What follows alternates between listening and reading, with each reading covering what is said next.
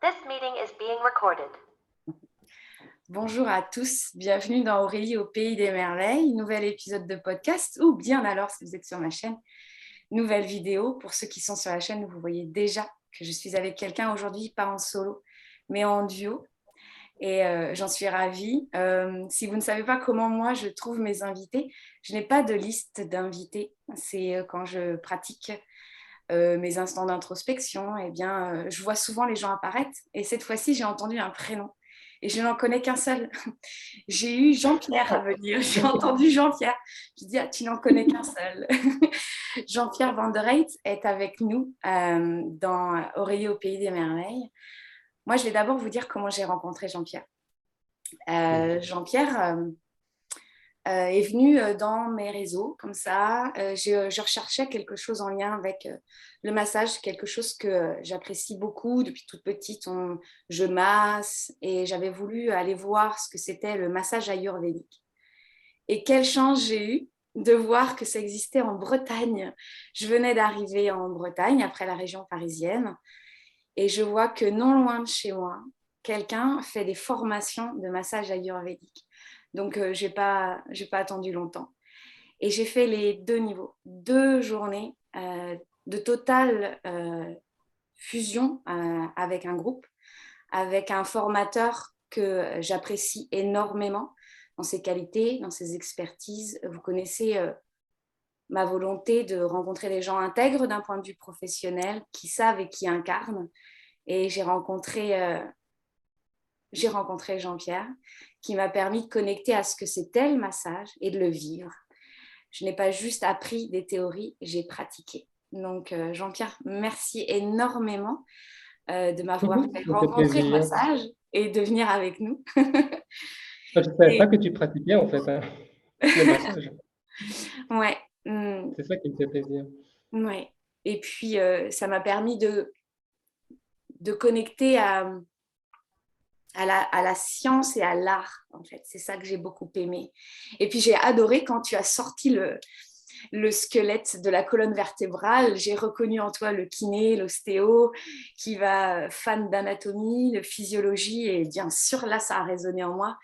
Et comme je te disais juste avant qu'on enregistre, j'ai à cœur de faire venir des gens à moi et pour ma communauté, des gens qui incarnent ce qu'ils vivent et ce qu'ils enseignent. Il y a ce que l'on dit, mais il y a parfois aussi ce que l'on ne fait pas aussi. Parfois, moi, il y a des choses que je pense et que dans ma vie, est-ce que je le fais vraiment? Est-ce que je l'incarne vraiment? Est-ce que je vais pratiquer ce que je dis? Et c'est là où je trouve que c'est tellement juste et que quand j'entends ta musique, c'est ça. Quand je vais lire tes textes, quand j'écoute tes vidéos, c'est vraiment ça qui résonne en moi. Donc, voilà. Voilà le Je pourquoi. suis content que ça résonne en toi, mais quand tu disais que parfois tu disais des choses sans les incarner, en fait, je me suis reconnu directement aussi. Ouais, ça nous arrive. Oui, on parle parfois de plein de choses sans pouvoir se les approprier, hein, Ouais. bien sûr. Ouais.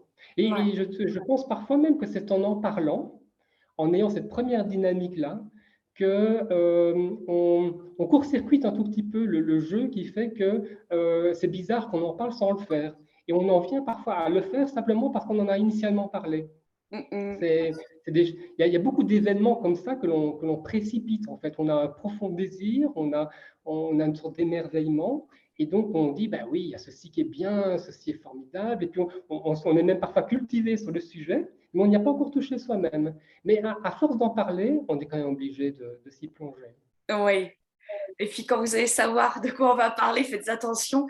Après, quand vous allez commencer à en parler, quand vous allez aller sur la chaîne YouTube de Jean-Pierre, je vous mettrai les liens, vous allez voir qu'il y a plusieurs éléments qui font qu'on peut aller écouter et lire Jean-Pierre, aller aussi dans ses formations.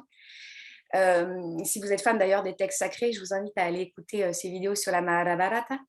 Mais moi, aujourd'hui, j'ai fait le choix d'aller tirer un fil pour qu'on puisse en parler consciemment. C'est le yoga du froid. Et là, tout le monde s'en va. Ah non, non, non, Aurélie, tu nous as déjà parlé des douches froides, là, non, c'est pas possible. Mais je vous invite vraiment à écouter comment vit Jean-Pierre le yoga du froid. Et c'est pas juste l'exposition au froid. On parle bien de yoga du froid. Et avant d'aller plus en aval ou en amont, ça dépend où on est dans la rivière. Mais comment ça t'est venu, Jean-Pierre, d'être dans le yoga du froid, avec le yoga du froid? Hmm.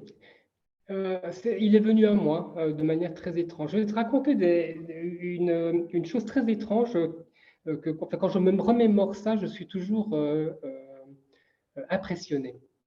Il y a des années, quand j'ai fait ma première formation de Kundalini Yoga, il y a une habitude, une tradition chez les pratiquants de Kundalini Yoga, c'est de prendre une douche froide avant la sadhana matinale. Donc, la sadhana matinale, généralement, elle est censée commencer donc, déjà bien avant le lever du soleil, donc souvent vers 4h, 4h30 du matin. Déjà, c'est assez pénible de s'extirper à ce moment-là.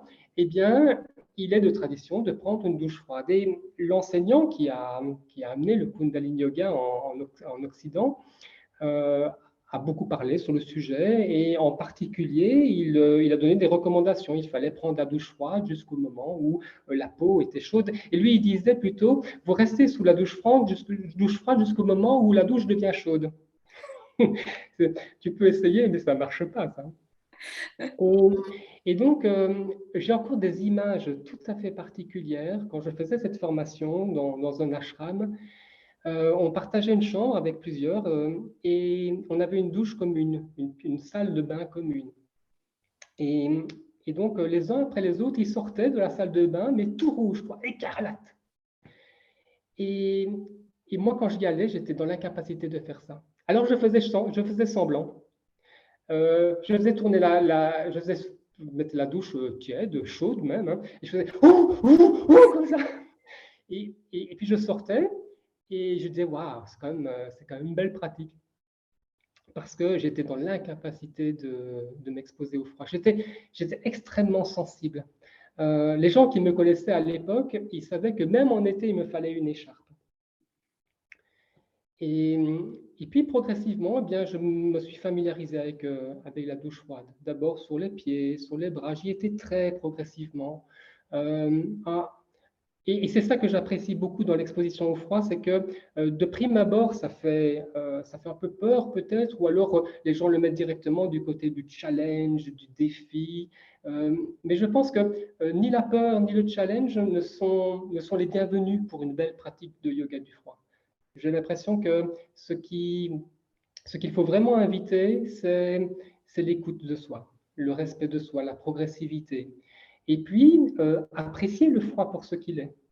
Quelque part, même voir dans le froid un compagnon de chemin, ou même s'en faire un ami. Et en ce sens-là, je pense que la pratique, d'abord, elle peut évoluer sans des hauts et des bas, sans aucune forme de traumatisme, parce que même le défi, il entraîne une forme de traumatisme. On va parfois au-delà ou à la limite de ses capacités. Et j'aime développer l'univers du froid avec ce concept-là de douceur, d'écoute de soi, d'introspection, de découverte du souffle aussi, de la manière dont le souffle fonctionne avec quelque chose qui est nécessairement contraignant, qui a priori a tous ces préjugés du truc à éviter, du truc à se protéger. Et, et de reconstruire quelque part notre personne avec ces éléments-là. Donc voilà comment je suis arrivé au froid, très progressivement, par l'intermédiaire des douches froides. Et puis alors après, on a envie parfois de passer à des étapes, à d'autres étapes. Et puis le froid, c'est pas rien que l'eau. Parfois, lorsqu'il fait froid, on peut se découvrir. Alors j'ai appris à faire des randonnées comme ça, en petite tenue. Et puis un jour, on a envie de faire le bain de glace. Ça semble un peu le Saint Graal, l'Himalaya du yoga du froid. Et puis un jour, oui, effectivement, j'ai exploré un peu les univers du froid, différents univers du froid, parce que c'est développé avec des regards différents. On connaît très bien la méthode Wim Hof, par exemple, qui est une approche du froid avec un concept particulier, développé par un homme extrêmement charismatique, une grande communauté, où j'ai fréquenté donc l'univers de Wim Hof, et puis là, j'ai rencontré des gens formidables, bien sûr, mais on ne pourra pas dire, par exemple, que c'est du yoga.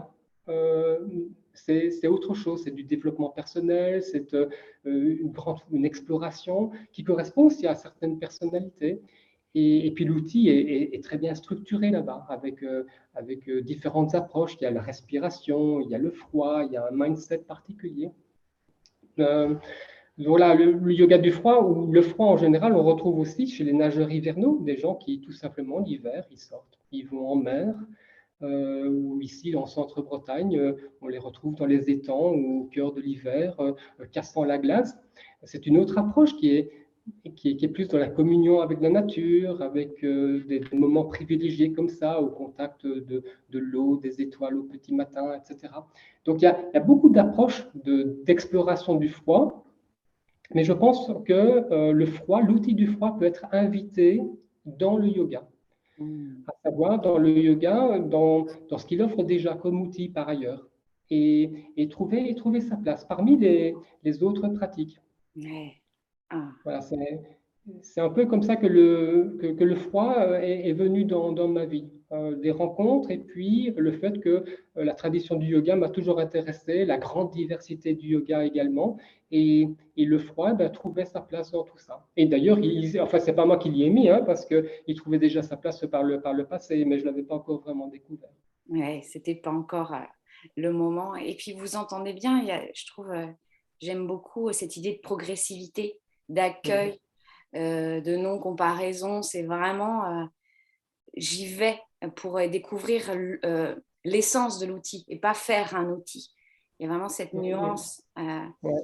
Et est-ce qu'on oserait dire que en contactant le froid, on découvre notre propre chaleur? Et oui, c'est ça. Parce que, tu sais, le yoga du froid, d'ailleurs, moi, je commence à plus l'appeler le yoga du froid, je commence à l'appeler le yoga du feu intérieur. Euh, a priori, ça semble paradoxal, mais pas du tout, parce que, comme son nom l'indique, enfin, le yoga du feu intérieur, la vocation, c'est de réveiller un feu. Ça vise à réveiller un feu, donc un potentiel en nous. Tu vois. Et un feu qui, alors là, on va rentrer dans l'univers du yoga, un feu qui, en s'élevant, va consumer tout ce qui fait obstacle à notre santé fondamentale. Tu vois. Et donc, ce travail, cette pratique, cette méditation, donc ce chemin qui utilise, donc ici entre autres le froid comme compagnon, permet justement, tu vois, de faire l'expérience d'états de conscience particuliers, des choses qu'on peut peut-être rencontrer à d'autres moments, dans d'autres méditations ou dans d'autres pratiques yogiques, mais on voit que ça permet de faire émerger ou que ça révèle un état de joie, un état de béatitude, tu vois, une sorte de mouvement d'élévation qui en nous-mêmes permet de se familiariser avec un état de félicité, tu vois, un état non duel, un état de clarté. Tu vois, tout ça, c'est clarté, plénitude, état d'union. C'est un peu ronflant, mais c'est ce que tu dis. C'est-à-dire que ce chemin proposé par le yoga du feu, ça vise à nous amener à réaliser qui nous sommes en réalité et qui nous sommes en vérité. Tu vois. Et ces pratiques vraiment entraînent à une familiarisation avec soi-même. Et nous amène à réaliser quelque part un espace de nous-mêmes qui est peut-être un espace essentiel où il y a de la paix, quoi, où il y a du calme, où il y a une sorte de refuge intérieur. Ouais. Et comme je trouve pas que ces mots soient ronflants quand on les met dans la pratique sans se dire je veux absolument ressentir mon feu intérieur. C'est vraiment de s'installer et de découvrir, d'ouvrir ses yeux intérieurs et se dire j'y vais. Et c'est exactement ça. Et c'est bien pour ça que je trouve que c'est bien relié à yoga, ce lien entre l'intérieur et l'extérieur et le lien à notre. J'aime beaucoup ce potentiel. Le potentiel, c'est vraiment comme, pour moi comme une marmite intérieure et c'est à nous d'y être attentifs et de laisser ce couvercle s'ouvrir et de découvrir et Et c'est pas seulement, tu vois, tu parlais de mindset, c'est finalement pas dans, c'est l'esprit et le corps. Quand j'installe mon corps de plus en plus solide, qui peut accueillir cette puissance, parce que quand on s'expose au froid, alors je ne fais pas comme toi, mais quand on s'expose régulièrement au froid, notre corps devient de plus en plus solide aussi, notre système immunitaire devient de plus en plus solide. On Bien rencontre nos sûr. propres liens à notre santé holistique, hein, pas seulement dans nos cellules. Tu as remarqué, toi, dans tes pratiques, que ton corps devenait de plus en plus, je dis solide, je ne sais pas si c'est le bon terme, mais Oui, oui. Ben, déjà, si on, pour les personnes qui sont vraiment intéressées déjà pour développer les capacités du corps, le froid, c'est un très très bon outil, au même titre que l'exposition au chaud, que le jeûne, que d'autres formes que l'hypoxie, par exemple, ou l'hypercapnie. Ou, ou ce qu'on appelle le HIIT, des activités à haute intensité. Je pense que tout ça, ça peut être regroupé avec une même vocation, à savoir développer des capacités adaptatives du corps et de l'esprit également. Mais rien que le corps, on voit déjà que le froid, ça lui apporte énormément. On voit que c'est une gymnastique vasculaire. Quand tu as été dans le froid, sous la douche, par exemple, tu vois que après tu ressors, tu es tout rouge. Tu vois. Donc, ça veut dire que là, le corps, il a dû nécessairement mettre en branle, et il le fait avec une, une sagesse incroyable, toute une série de processus. Alors ça se voit, bien sûr. On voit que c'est une gymnastique vasculaire, ça veut dire que les vaisseaux, ils s'ouvrent, ils se referment, ils font des redistributions sanguines, puisqu'il y a des besoins de protéger certains organes du refroidissement, alors que d'autres parties du corps peuvent accepter un refroidissement, les mains, les pieds, on ressort, on est tout froid à l'extérieur, on est tout chaud à l'intérieur. Il y a des choses comme ça où on voit que le corps, il fait des pures merveilles. Et à force de s'exposer au froid de cette manière-là, c'est sûr que le corps, il gagne en aptitude au même titre que quand il fait des pratiques quelconques de course à pied ou quoi que ce soit, on voit bien qu'on gagne progressivement. Ça, c'est ce qui est le plus apparent. Maintenant, derrière, nécessairement, le corps, il va, excuse-moi, j'ai eu un pop-up qui s'est ouvert et je ne te voyais plus. Mais derrière ça, on se doute bien qu'il y a des mécanismes qui sont sollicités. Donc tout le système nerveux et tout le système endocrinal, hormonal, nécessairement, il est sollicité. Alors là, on peut pas peut-être l'observer directement sur soi, mais il suffit de regarder un tout petit peu la littérature scientifique pour voir que l'exposition au froid entraîne toute une série de décharges hormonales, des choses qui, pour la plupart, nous amènent à une capacité à augmenter notre vigilance, par exemple, notre concentration, par exemple la noradrénaline. D'autres choses qui sont plutôt dans l'univers du plaisir, la sérotonine, la dopamine, qui nous permettent aussi d'avoir un regard sur le monde différent.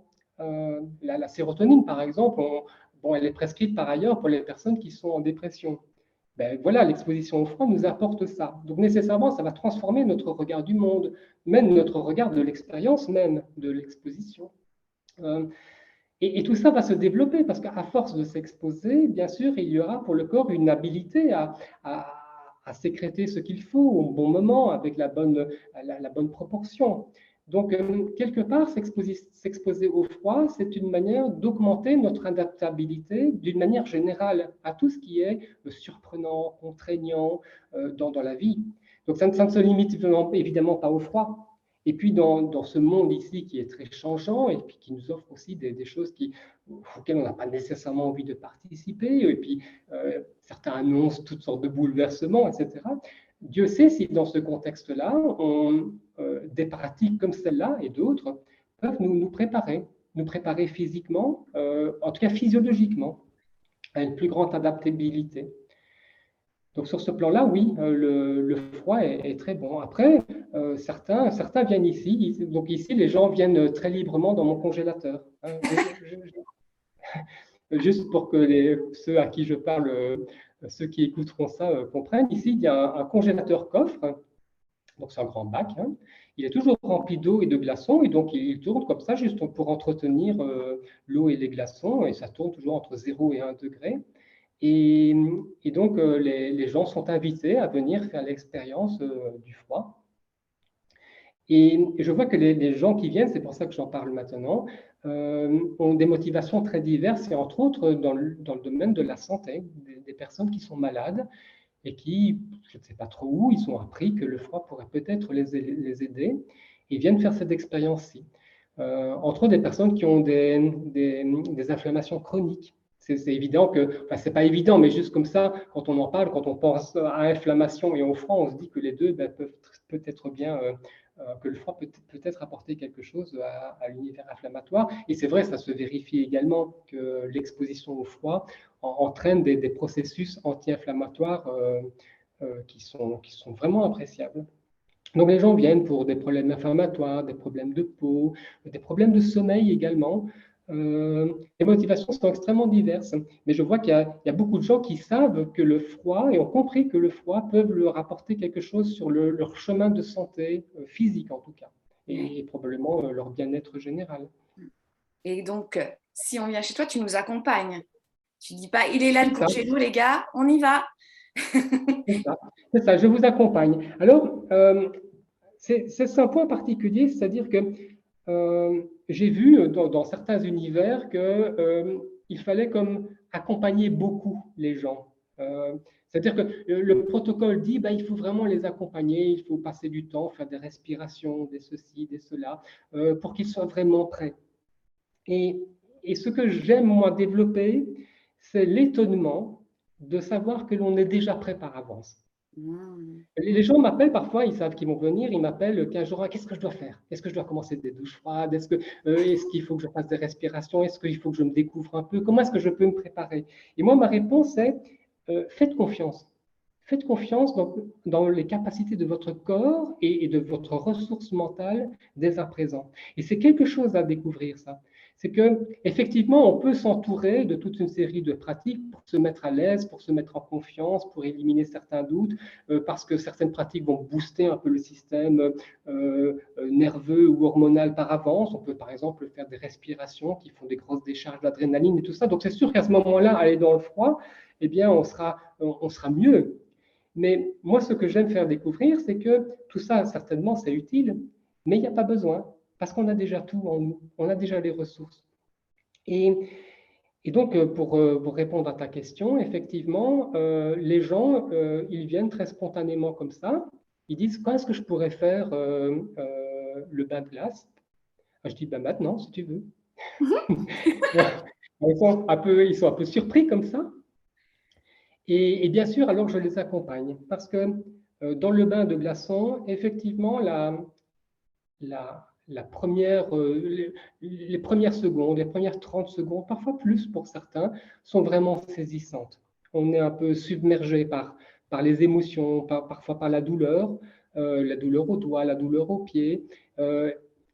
Et là, il faut des outils. Alors, ça dépend vraiment des personnes. Bon, vu que j'évolue dans l'univers du yoga ou dans l'univers sportif, je vois que la plupart des personnes qui viennent, elles ont déjà leurs propres outils. Tu vois. Et très rapidement, ben, ils vont conquérir, ils vont acquérir l'outil qu'ils développent depuis toujours pour ça. Et ça marche. Mais l'essentiel, c'est la respiration. Parce que le trouble se manifeste directement dans les respirations qui sont soit bloquées, soit avec une hyperventilation. Et à partir du moment où ça s'exprime dans la respiration devient alors l'outil pour apaiser. Parce qu'elle est l'expression manifeste de l'agitation et se recentrer rapidement sur la respiration et pouvoir allonger le souffle et puis retrouver une respiration simple et naturelle, eh bien c'est la voie la plus facile en quelque sorte pour celui qui ne viendrait pas directement avec un outil particulier. Et j'observe les outils des uns et des autres. Alors, je vois qu'il y a deux grandes catégories. Il y a ceux qui sont déjà méditants, qui ont déjà ce retrait d'essence, cette capacité du retrait d'essence. Alors, ils descendent dans le bain comme ça. Alors, c'est les apparences, parce que quand on discute avec eux, ça crie à l'intérieur. Mais ils ont cette capacité à avoir déjà le corps qui est décontracté, relâché, etc. Et donc, sur base du corps qu'ils mettent dans cet état de relaxation, et bien très rapidement, le mental vient rejoindre le corps là où ils l'ont mis, avec une respiration qui était par avance apaisée, etc. Ça, c'est la première catégorie. Et puis alors, il y a beaucoup de sportifs aussi qui viennent. Et je vois qu'eux, ils n'utilisent pas du tout cette méthode-là. Ils sont plus dans le défi, le challenge, avec une force mentale, cette fois-ci, qui est très forte. Alors, ils descendent dans l'eau comme des guerriers, comme des hommes de Cro-Magnon, tu vois. Et ça marche aussi. Moi, j'aime pas trop ça parce que ça fait pas très méditatif, très yogique. Enfin, et alors je me dis, mais je me dis plus ça parce que c'est leur outil. Et c'est un outil qui marche bien parce qu'après avoir fait ce truc un peu animal, hein, eh bien, ils retrouvent, comme les autres, cet espace intérieur où on reste là en appréciant ce qui se passe. Et ce qui se passe, eh bien, ça, il faut l'expérimenter pour le savoir, pour ce qui est des glaçons. Mais si on reste dans les glaçons un certain temps, je ne sais pas moi, 5 minutes, 10 minutes, donc les premières fois, les personnes, elles restent, c'est étonnant, parfois elles restent 5 minutes, 8 minutes, c'est beaucoup, hein. Mais elles le font parce qu'une fois qu'elles ont trouvé cet espace intérieur de sécurité, eh bien, elles peuvent y demeurer. Et tu sais quoi? J'allais dire dans la majorité des cas, non, mais dans la moitié des cas, c'est moi qui leur dis. Tu sais, maintenant, c'est peut-être le temps de sortir. Et comme quoi c'est très étonnant, parce que autant les premiers signes laissent pas à penser qu'ils vont bondir directement après 10 secondes en disant non, c'est pas fait pour moi. Et une fois qu'ils ont acquis quelque part ce qu'ils sont venus chercher, cet état d'être, eh bien, ils le savourent. Et ils sont comme dans une sorte de no man's land. Et effectivement, je leur demande de sortir parce que quand on reste un certain temps, le plus dur, ce n'est pas dedans. Le plus dur, c'est après. Ça, c'est un point aussi très important. C'est pour ça que les personnes, s'il y en a qui, tout d'un coup, écoutant ceci, se disent, je vais faire l'expérience, eh bien, là, il faut s'entourer de précautions. Ça veut dire que, ouais, vous risquez vraiment rien à rester 2, 3 minutes dans des glaçons. Mais par contre, il faut y aller progressivement en matière de timing parce que ce qui se passe après, eh bien, ça, il faut voir où on en est. Parce qu'après, le corps, quand il est dans les glaçons, ben, il s'est adapté. Mais après, il va devoir se réchauffer et quelque part, il va devoir éviter que ce froid périphérique qu'il a maintenu ne revienne pas trop rapidement au centre du corps ou près des organes précieux comme le cœur, le foie, le cerveau. Donc ces organes-là, dans le bassin, ils ne refroidissent pas parce que le corps, il met tout en œuvre pour les protéger. C'est son rôle et c'est ça qui lui fait faire cette fameuse gymnastique. Mais une fois qu'il est sorti, parfois le froid, il revient trop rapidement. Et là, les gens sont ébranlés. Et les personnes qui font ces expériences de rester longtemps dans le froid, ils le savent très très bien, c'est chronomètre au poignet, parce qu'ils savent exactement combien ils peuvent rester dans le froid pour ensuite vivre cette demi-heure qui va suivre, où le froid va venir cette fois-ci au cœur d'eux-mêmes. Et là, va agiter véritablement l'organisme parce que ces parties internes, elles ne sont pas censées refroidir. Et donc là, il y a toute une série de processus qu'il faut, que le corps doit mettre en œuvre. Et le travail après est bien plus important que le travail pendant. Ouais, je parle beaucoup, hein. Ah ben Mais bon, je parle aussi sur un sujet qui me tient beaucoup à cœur. oui, mais c'est important de le dire parce qu'on peut penser que c'est parce que j'ai pris un bain de glaçons que je me suis exposée au froid. Mais c'est comme tout. C'est pas seulement sur le tapis que ça se passe. C'est en dehors du tapis. C'est en dehors du lac. Ouais. Et c'est important aussi de faire la différence entre ce que l'on voit et ce qui est dans la réalité de notre corps et de prêter attention à sa santé. C'est ça, prendre en main sa santé aussi. C'est prendre en considération ce qui est là pour nous et ce qui n'est pas là pour nous aussi. Donc, merci d'en parler, Jean-Pierre. Et oui, il faut que tu parles parce que c'est pour ça que je t'ai invité. Ah oui, c'est vrai. Hein, tu vois, c'est le processus. Et quand tu en parles, je comprends pourquoi yoga du froid ou yoga du feu intérieur, c'est pas seulement exposition au froid. Il y a méditation, il y a respiration, il y a conscience de l'être, il y a le retrait des sens. Et c'est bien pour ça que le mot sonne juste. Et Oui. ouais.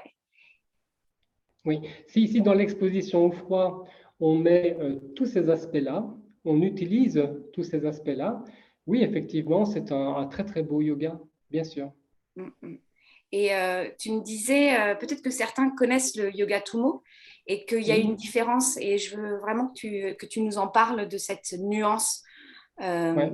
ouais. Oui, c'est ça. Il suffit d'aller par exemple sur le web et regarder Tumo et on verra que c'est associé au froid. Alors, Euh, moi, je suis toujours assez mal à l'aise de parler de Tumo, en tout cas quand Tumo est associé à la pratique d'exposition au froid. Parce que, moi, personnellement, je n'appelle jamais un exercice d'exposition volontaire au froid Tumo. Et c'est pour ça que je préfère vraiment développer cette notion de yoga du froid. Alors, Tumo, c'est une pratique qui appartient à la tradition du bouddhisme tibétain. D'ailleurs, Tumo, c'est un mot tibétain qu'ils vont vulgariser, mais dont l'origine, je pense, n'est pas du tout à ignorer. Alors, c'est assez difficile de le traduire. Donc, parfois, on voit qu'il est traduit par le yoga du feu intérieur. Bon, c'est déjà un peu complexe parce que faut définir un peu ce qu'est le yoga et puis ce qu'est ce feu intérieur, parce que juste comme ça, on a une certaine idée, mais bon, on pourrait développer un peu cette notion-là. Mais pour faire simple, hein, juste pour ce qui est de l'étymologie, le mot tumo, fait référence à quelque chose qui est ardent, qui est rayonnant, qui est féroce. Alors, tumo, dans le bouddhisme tibétain, c'est un yoga très ancien. C'est donc à la fois une méditation qui comprend des postures, des exercices respiratoires, tout ça soutenu par un fort travail de visualisation, parce que dans le bouddhisme tibétain, il y a énormément de visualisations complexes, étoffées. Et euh, donc, Tumo, dans le bouddhisme tibétain, c'est une pratique très avancée. Donc, avancée, ça veut dire qu'il n'est pas du tout envisageable, il n'est même pas possible hein, de s'engager dans Tumo sans avoir réalisé un long parcours d'initiation et puis de pratique intensive. Et donc, ce n'est pas l'affaire de quelques semaines ou de quelques mois. Hein, c'est comme préparatif, il faut entendre qu'on y a consacré par avance une part vraiment importante de la vie, quoi. Et c'est la raison pour laquelle cette pratique n'est pratiquement pas enseignée dans le bouddhisme tibétain. Elle est enseignée en tout cas uniquement dans l'intimité d'un maître et d'un disciple et dans des petits cercles de pratiquants qui sont très sérieux, très engagés. Euh, et, et, cet enseignement est difficile d'accès. Alors, on dit parfois que cet enseignement, que les enseignements, celui-là ou d'autres enseignements du bouddhisme tibétain sont cachés. En fait, euh, ils le sont, hein, mais non pas parce qu'il y a un désir de les cacher, mais parce que ces enseignements se rendent pratiquement inévitablement invisibles, incompréhensibles aux personnes qui n'ont pas fait le chemin préliminaire, qui n'ont pas eu cette pratique assidue par le passé. Donc, en ce sens-là, ils sont cachés, ils sont secrets. Euh, les pratiques préliminaires de Tumo, ben, sans les avoir faites, on ne les voit, on voit pas Tumo. Ils se dérobent à la vue, en quelque sorte, un peu comme le soleil ne se voit pas quand il y a des nuages. Donc, voilà dans quel contexte moi je tiens à placer Tumo, ce yoga du feu intérieur, mais qui est en fait un yoga de l'éveil, de l'éveil du feu intérieur. Donc voilà. Et donc si vous allez maintenant sur le web, sur Google, vous mettez Tumo et vous verrez des gens qui se roulent dans la neige, etc. Donc bah, tout ça, ce sont des belles pratiques, hein, puisque moi-même je fais des choses comme ça. Mais l'associer à Tumo, je trouve que c'est un peu dommage. Alors, on pourrait dire qu'il y a une sorte de Tumo moderne, hein, voilà. Mais Mais moi, je n'ai pas envie de parler tout mon étant. Moi-même, dans la tradition tibétaine, je trouve que ce serait totalement déplacé, totalement injuste. Mm. Oui. Merci beaucoup de faire cette nuance, c'est important. Si les mots sont ici, c'est pas par hasard. Et si c'est caché, ce n'est pas par hasard. Si on n'est pas prêt de voir, ne cherchons pas à voir, dévoilons-nous déjà à nous-mêmes. Et si c'est pas cette vie-là, ben, il y en aura d'autres. Pour, on a le temps, on est tranquille. Ouais. Merci beaucoup parce que c'est ce que je lis et vois un peu de confusion. Et je trouve que c'est important d'aller voir en clarté et pouvoir après se positionner. Et non pas y aller tête baissée en pensant que. Et s'il y a des millénaires, ça s'est installé de cette manière, ce n'est pas par hasard. Donc, ce n'est pas négatif cette tradition. Bien au contraire, ça installe des structures solides pour l'être humain, l'être vivant et tout son environnement aussi, dans le respect qu'il est là ou pas.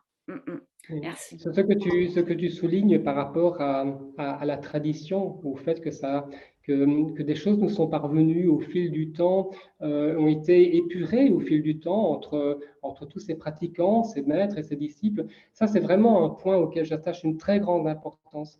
Et c'est vrai que le yoga actuellement nous présente des amalgames comme ceci. Alors, ces amalgames, ils tiennent un peu comme ça de manière, on ne sait pas trop comment, un peu en apesanteur. Alors, c'est utile parce que ce sont des merveilles qu'on a mis dedans, mais, mais je ne suis pas sûr qu'il y ait là de véritables chemins qui, voilà, qui étaient balisés par des communautés au fil du temps. Et donc, quand on parle de yoga, par exemple, moi, j'apprécie beaucoup quand le yoga, il s'inscrit vraiment dans une tradition voilà, qui a été établie. Donc, quelque part, une des manières d'utiliser le mot yoga, au-delà des outils qui pourraient être utilisés, qui appartiennent ou qui se réfèrent à ceux du yoga, eh bien, le fait de s'inscrire dans une tradition, c'est très important. Et cette notion de syncrétisme, je crois que c'est bon d'utiliser ce mot-là pour parler de ça. C'est quelque chose qu'on rencontre énormément maintenant dans peut-être un peu tous les univers, mais aussi dans l'univers du yoga. Ça semble un peu monnaie courante. Hein. C'est parfois j'ai l'impression que c'est comme un chemin, c'est qu'il y a comme cet amalgame, on prend comme s'il fallait prendre tout de l'extérieur, mais à un moment donné, on sera amené à lâcher, on sera amené à aller. Je trouve que ton image d'apesanteur, elle marche très bien parce que je prends, mais je finis à être très, très amalgamée, à plus savoir l'essence et je marche pas mon chemin. Je n'ai pas les pieds sur la terre, je n'ai pas les pieds dans ma terre. Ouais. Et il n'y a pas à culpabiliser ou à se juger, mais c'est de s'observer. Est-ce que ça résonne en soi? Est-ce que ça vient d'un espace de mental ou c'est vraiment d'un espace du centre intérieur, du fameux feu intérieur? Ouais. Est-ce que quand tu parles du yoga du feu intérieur, celui que tu pratiques, est-ce que ça a un lien, comme une continuité avec le Kundalini Yoga?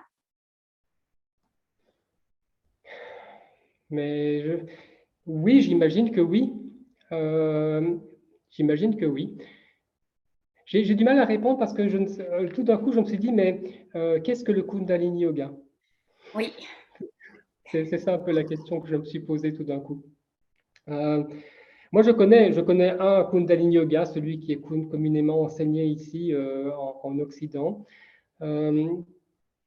Et c'est celui qui m'a amené au yoga. C'est le premier yoga que j'ai rencontré dans le sud de la France il y a des années de ça. Et j'étais tout à fait émerveillé parce que ce yoga est arrivé à moi à un moment où j'en avais vraiment besoin de cet outil-là, tout particulier. Et j'avais surfé un peu sur d'autres vagues. Je sortais d'une période très intensive, entre guillemets intensive, très impliquée dans le bouddhisme tibétain. Alors j'en étais un peu ressorti comme ceci pour des raisons personnelles. Et j'y suis revenu maintenant, il n'y a pas de souci. Et donc, quelque part, je vais dire, je me suis égaré du côté du Kundalini Yoga. Alors, c'était un égarement qui a été très utile parce que ça m'a ouvert un autre univers. Ça m'a permis aussi de sortir un tout petit peu de moi-même pour me tourner vers les autres, etc. Parce que le bouddhisme tibétain a quelque chose de très introverti.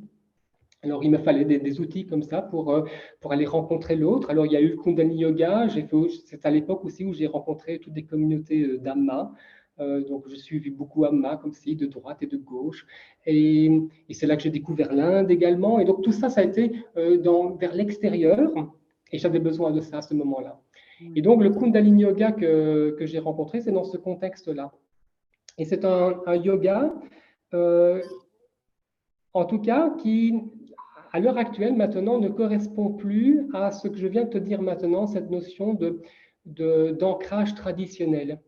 Parce que c'est un yoga qui est apparu dans les années 70, comme beaucoup de yogas sont arrivés en Occident. Et c'est un peu comme ça qu'on faisait le grand bricolage New Age. C'est des images comme ça. Moi, j'aime bien voir ces images-là. Les maîtres de l'époque et les communautés d'époque, tu sais, ils ouvraient un sac et puis ils mettaient dans le sac quantité de choses. Ils mettaient, bien sûr, Bouddha, Shiva, Jésus, parfois même un peu Mahomet, Krishna. Alors, ils ajoutaient plein de choses, hein. Ils ajoutaient de la médecine traditionnelle chinoise, de l'Ayurveda, bien sûr. Du tai chi, du qigong. Enfin, ils mettaient un peu de tout ça, ils secouaient le sac, ils ouvraient et puis ils sortaient toutes sortes d'éléments. Alors, c'était des pures merveilles qu'on sortait, bien sûr, puisque tout ce qu'on y avait mis était fantastique. Et donc, ils mettaient tout ça sur la table et ils disaient, voilà, ça, c'est notre nouveau chemin spirituel, c'est notre voie. Et donc, le Kundalini Yoga, c'est un peu comme ça que je le vois. Ça veut dire que c'est un fourre-tout dont on a retiré des pierres précieuses et qui offre une part de chemin. Et moi, ça m'a correspondu à une certaine époque. Mais maintenant, je cherche plus d'ancrage.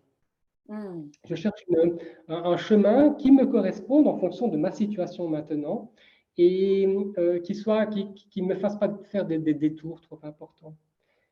Ça me fait penser à une histoire voilà, c'est un truc que j'avais raconté un jour à des élèves. On parlait justement de ça. Il y a une expression, je crois, qui dit tous les chemins mènent à Rome. Tu vois? Oui, il y a une expression qui dit tous les chemins mènent à Rome, mais c'est pas les mêmes chemins. Enfin, moi et toi, d'ici de Bretagne jusqu'à Rome, on a notre chemin. Je sais pas, les Russes, ils ont un autre chemin. Sûrement que c'est le même que les Ukrainiens. D'ailleurs, ils pourraient, tu vois, faire connaissance sur le parcours. Les Japonais, ils doivent sûrement utiliser une voie maritime. Donc, voilà, tous les chemins mènent à Rome, mais il faut trouver son chemin. Alors, si on reprend l'histoire du sac, si tu ouvres le sac et que tu mets dedans plein de belles villes, tu mets Paris, Moscou, Saint-Pétersbourg, Tokyo, Nairobi, Berlin, là je suis avec la Casa de Papel, tu vois. Et tu mets tout ça, tu ouvres et puis tu mets toutes ces destinations et ben, le maître ou la tradition ou ce yoga, il te dit, ben voilà, pour aller à Rome, tu vas passer par Los Angeles, puis tu descends à Sydney, tu remontes à Tokyo, et puis tu traverses Moscou, Rome. Et quand tu arrives à Rome, alors là, tu te dis, mais comment est-ce que j'ai pu arriver là, quoi, sans me faire dévaliser, sans m'être découragé aussi, avec ce chemin énorme. Et puis, tu es content, même, tu dis, waouh, c'est super que le yoga qui m'a été proposé ou le maître qui a inscrit ce chemin n'ait pas pris, je ne sais pas moi, un des satellites de Saturne, parce qu'il aurait pu mettre de l'astrologie aussi, et tu aurais pu aller faire un tour là-bas, tu vois. Donc, je trouve que ce qui nous est proposé maintenant comme outil correspond dans bien des cas à ce genre de choses. C'est plein de merveilles, c'est des parcours avec des paysages fabuleux, c'est des grandes aventures, mais on n'a pas regardé où on était sur la carte avant de débuter. Et ça, je pense que c'est important de savoir plus ou moins d'abord où on en est et quelle va être pour nous la nécessité d'avoir un chemin bien balisé par par des personnes, par des guides qui ont déjà fait ce chemin plusieurs fois, qui ont déjà accompagné avec d'étape en étape, avec des gîtes d'étapes qui sont consacrés à ça, et aller comme ça, de point en point, en sécurité, bien accompagné, pour finalement aller nous retrouver à Rome. Et Je ne alors? sais pas pourquoi je parle de ça, parce qu'on parle du Kundalini Yoga, c'est ça? Oui, parce que Oui. ouais, j'avais vraiment envie de savoir ton chemin sur le Kundalini Yoga, voir où ça en était, tu vois, parce que depuis le début, tu parles vraiment d'accueil de soi, de progressivité, de chemin, et de voir, parce que ça fait des années que tu pratiques le yoga, que tu es en yoga, et c'est de voir est-ce que c'est fixe ou est-ce que ça bouge. Et il y a vraiment la conscience de soi, où j'en suis en ce moment, dans quelle étape de ma vie je suis, et de quoi ai-je besoin. Donc toi, c'est ancrage. Euh, dans quelle étape de ma vie je suis, moi? Je suis dans les préliminaires des préliminaires. J'essaie de me dépatouiller avec tout ce qui est préliminaire. En fait, si tu me poses vraiment la question, je te répondrai, j'en sais vraiment rien. Euh, J'explore beaucoup, donc je me disperse également beaucoup. Je creuse plein de petits trous à droite, à gauche. Ah bah tiens, ça me fait penser pour parler de moi, ça me fait penser à une autre histoire. Ça m'est arrivé dans l'ashram d'Amma, donc dans le Kerala. Donc il y a un soir où Amma enseigne, et un jour elle a enseigné quelque chose qui parlait vraiment de moi. Et ça m'avait vraiment bouleversé, et d'ailleurs j'en avais vraiment mal dormi, et toutefois ça fait des années, et c'est toujours présent. Elle raconte l'histoire d'un gars qui est plein de bonne volonté. Il est vaillant, il est plein de bonne volonté. Et donc, le matin, il se lève de bonne heure et il sort dans son jardin, et il se met au travail. Il commence à creuser un trou là-bas, au fond à gauche. Tu vois. Et il travaille avec ferveur. Et bon, il avance difficilement parce que c'est comme ici en Bretagne, tu vois, la terre est rocailleuse, etc. Mais enfin, il fait l'œuvre qu'il a à faire. Il rentre, il mange, il fait sa sieste, et directement l'après-midi, il ressort et il creuse encore, mais pas au même endroit, à un autre endroit, tu vois. Et puis un troisième. Et il fait comme ça pendant plusieurs semaines. Et elle m'a dit, tout d'un coup, il dit, mais cet homme-là, il trouvera jamais de l'eau. Et ça m'avait vraiment touché, parce que là, je m'étais pleinement reconnu, tu vois. Je creuse plein de petits trous, et puis avec détermination, parce que j'ai une certaine vaillance pour ça, tu vois. J'ai un enthousiasme qui naît pour ceci, pour cela, mais je ne vais jamais très profondément. Alors, tu vois, cette image qui m'était donnée par ce récit et que je me suis appropriée, quelque part, ça m'a à moi-même, j'ai trouvé ça un peu dévalorisant. Je me suis dit, oui, d'accord. Alors, je l'ai réécrit. Tu vois, on fait ce genre de choses. Alors, je ne suis pas sûr d'être dans le bon, mais pour reprendre la terre de Bretagne, tu sais, je ne sais pas si tu as déjà creusé dans ton jardin, c'est très difficile. Euh, En fait, tu creuses, tu vas avec la bêche d'abord, la bêche et la pelle, et puis tu tombes sur du caillou, parce que ici, les cailloux, en tout cas en centre-Bretagne, on est directement sur la roche. Donc là, il faut aller avec la pioche, tu dois changer d'outil, tu vois.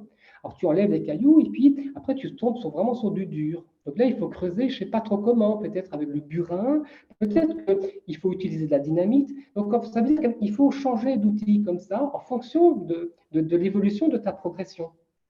Et et puis à un moment, ben, il y a l'eau qui afflue, et donc il faut étayer. euh, et il te faut une science, tu vois, pour progresser comme ça.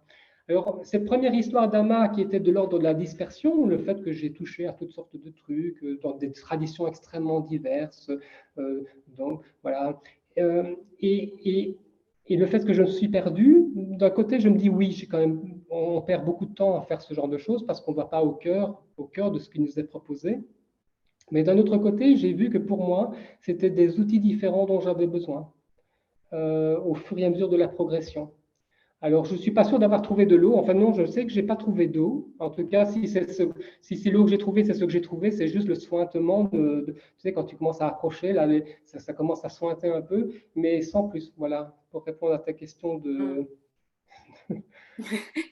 Oui, où en es-tu dans ton chemin? Et ben, tu continues Voilà, de creuser en fait. je continue. Ouais, et puis, j'essaie que ça ne s'effondre pas, surtout. J'ai beaucoup travaillé, il faut que ça reste là quand même. Parce que Voilà. tu sens qu'il y a de l'eau, tu sens qu'il y a de l'eau, tu sens que c'est là. Ben, on est tous attirés par ça, on est attirés par, c'est le désir et la soif qui nous amènent à progresser. Ouais. Là, tu sais, bon, on saute vraiment du coq à l'âne, mais ça fait référence à Jésus et la Samaritaine. Hein. Ce texte est d'une beauté incroyable et d'un enseignement incroyable. Et là, ben, on nous parle de yoga. Oui, on peut voir, on peut lire le chemin du yoga et pourquoi pas même le Kundalini Yoga dans ce récit de Jésus et de la Samaritaine. Il y a tellement de choses à dire là-dessus. Et je pense à ça parce que justement, la Samaritaine, ben, c'est ça, elle vient chercher de l'eau. Euh, et c'est de l'eau pour boire, c'est de l'eau pour se désaltérer, c'est quelque chose de très basique pour cuisiner, pour se laver. Mais ce qui lui est proposé par ailleurs, et c'est de manière tout à fait surprenante que ça lui est proposé parce qu'elle n'a pas cherché ça, mais c'est venu à elle, c'était Jésus qui était assis au bord du puits et qui lui a donné un enseignement et qui lui a dit, ben, l'eau que je te donnerai sera pour toi une eau vive pour la vie éternelle. Donc, je pense qu'effectivement, en cherchant de l'eau avec les désirs simples comme ça, de courir à droite, à gauche, d'explorer des yogas, de découvrir des choses, on est dans, voilà, ça nous désaltère dans l'instant, mais derrière ça pourrait venir à notre rencontre une eau d'une autre nature, vraiment. Et ce récit, bon là, je parle juste comme ça, mais il est tellement plus profond, il nous apporte tellement d'autres choses sur différents points du chemin spirituel, si on peut dire, ou du chemin du développement personnel, quoi. Il y a beaucoup de points comme ça. Et le point le plus intéressant, je trouve, c'est que dans ce récit, le divin, en quelque sorte, ou le sacré, il vient à nous. Ce n'est pas nous qui allons. Il vient nous rejoindre là où nous sommes, tu vois. C'est pas nous qui partons à la conquête du divin, à la conquête de l'éveil. En fait, l'enseignement, euh, il vient à nous. Et d'ailleurs, il a fait un long chemin assez périlleux pour venir à nous. Dans ce récit de la Samaritaine, Jésus, en fait, il était fatigué de sa marche. Il s'était reposé au bord du puits, il était poussiéreux, il avait faim, ses disciples avaient été dans le village d'à côté chercher de la nourriture. Et donc, ça veut dire que l'enseignement est venu jusqu'à nous. Il est fatigué par la route. Et si on regarde la tradition du yoga ou toutes les autres traditions, on voit qu'elles ont passé et elles ont dû surmonter des obstacles. Parfois, ces enseignements ont vécu dans la clandestinité. Ils ont été façonnés comme ça dans le creuset de civilisation, de divers écrits, récits. Et donc, c'est vraiment ces enseignements, ils viennent à nous. Et donc, quelque part, je ne suis pas sûr qu'on ait énormément de choses à faire, si ce n'est être en capacité d'accueillir, quoi. D'être là et de recevoir ça sans, avec peu de filtres en quelque sorte pour pouvoir recevoir l'essence même de ce qui nous est proposé et qui est là à notre porte en quelque sorte. Merci beaucoup. Je ne savais pas qu'on avait parlé de Jésus et de la Samaritaine. Mais non, c'est ça, ça donne l'eau à la bouche. Ouais, merci beaucoup de cette porte qui s'ouvre d'accueil. C'est vraiment, tu sais, c'est comme si l'épisode se terminait par une porte qui s'ouvre, une autre qui s'ouvre vers soi et ne pas chercher à conquérir, mais à être et juste laisser être. Ouais. Merci beaucoup. Et si certaines personnes souhaitent te voir, te lire, comment on fait pour rejoindre déjà, je leur déconseille, tout simplement, parce que, non, franchement, donc quand on tombe sur moi par hasard, c'est une chose, tu vois. Mais de là venir écouter ça, non, qu'on aille voir ailleurs, quelque part, des trucs qui seraient plus riches et plus. Mais je dis ça vraiment, c'est pas une fausse humilité. Parfois, je regarde, par exemple, sur la chaîne YouTube, je regarde mes vidéos et j'ai mon doigt qui me dit, mais je vais déliter, quoi. Surtout les vieilles vidéos, quoi. Il y a plein de vidéos sur le Kundalini Yoga. Ça, en tout cas, je vous dis, n'allez pas voir ces vidéos sur le Kundalini Yoga. Et si vraiment il y a quelque chose à regarder, oui, par exemple, ce dont tu as parlé sur le Mahabharata. Là, je me suis vraiment défoulé. J'ai adoré ça, d'explorer cet univers, de le découvrir et d'en voir toute la profondeur, la richesse et voir comment ces récits anciens qui nous parle de guerre et avec des descriptions sanglantes, en fait, nous parle de notre chemin intérieur, quoi, de ce combat qui, bien souvent, naît en nous-mêmes, avec des forces contraires. Et le fait que ben, derrière tout ça, il y a des ralliements, il y a des voies de passage qui font que eh bien, ça peut se terminer aussi bien que le Mahabharata, c'est-à-dire après une grande destruction, en quelque sorte, un champ de bataille où tout était rouge, puisque c'est ça, un Kurukshetra, le champ de bataille, ça désigne cette couleur rouge. La terre, elle est toujours rouge en Inde, hein, là, cette terre, tellement elle était baignée de sang. Eh bien, derrière tout ça, donc tout ce qui pourrait sembler être un échec, l'échec d'une vie, l'échec de rencontres, etc., eh bien non, il y a une richesse qui est derrière. Il y a quelque chose à trouver qui fait que on en est grandi, on en est édifié, et il y a là en nous-mêmes, malgré notre détresse et notre désespoir et tous les drames qui peuvent nous traverser, eh bien, il y a un sens et il y a quelque chose à lire. Et c'est ça le Mahabharata, c'est cet aspect-là qui est super intéressant. Donc là, il y a une série de vidéos sur le Mahabharata. Allez voir ça, c'est bien, ouais. Ouais. Mais les autres choses, moi, je programme rien dans cette vidéo-là. Parfois, j'ai une lecture, ça m'intéresse, et puis je suis parti comme ça, et donc je produis ça, tu vois. Mais je le fais plus pour me distraire moi-même, tu vois. Et je vois que ça distrait aussi les autres, alors tant mieux. Mais pour celui qui chercherait quelque chose de construit, par exemple, dans ces univers du yoga, euh, cherchez des enseignements qui vous correspondent, mais qui sont ancrés dans une tradition, dans une histoire, et qui offrent vraiment un véritable chemin. Ce chemin, moi, je ne l'ai pas trouvé pour moi-même, alors tu penses bien, euh, voilà, c'est de la distraction, ces histoires de vidéos. Par contre, les personnes qui seraient intéressées pour faire l'expérience du froid, euh, là, je me sens un tout petit peu compétent au fil des années pour accompagner les gens dans ces quelques moments. Et c'est très facile comme démarche, c'est très simple. Et il suffit de me contacter et dire, voilà, je suis intéressé. Et si c'est soit on parle au téléphone, et ce qui arrive parfois, les gens font après leurs propres expériences sur base des échanges qu'on a eus, et puis après ils me recontactent, et puis on regarde ensemble ce qu'il en est, ce qui est ressorti de l'expérience. Parce que c'est vrai qu'il y a quelques écueils à éviter. Moi, je les ai empruntés, ces chemins cul-de-sac. Avec les chemins de cul-de-sac que j'ai empruntés dans l'univers du froid ont toujours été en raison d'un excès. Parce que j'ai ce côté de moi-même aussi qui ne s'écoute pas, parce que je dis toujours écoutez-vous, mais moi, je ne m'écoute pas, tu vois, je fais le truc inverse de ce que je dis. C'est une tendance que j'ai, et à chaque fois que j'ai emprunté cette tendance-là, j'ai vu que ça engendrait des dérèglements, du découragement ou de la fatigue. Mais quand c'est fait avec modération, avec ouverture du cœur, eh bien, c'est un très beau parcours.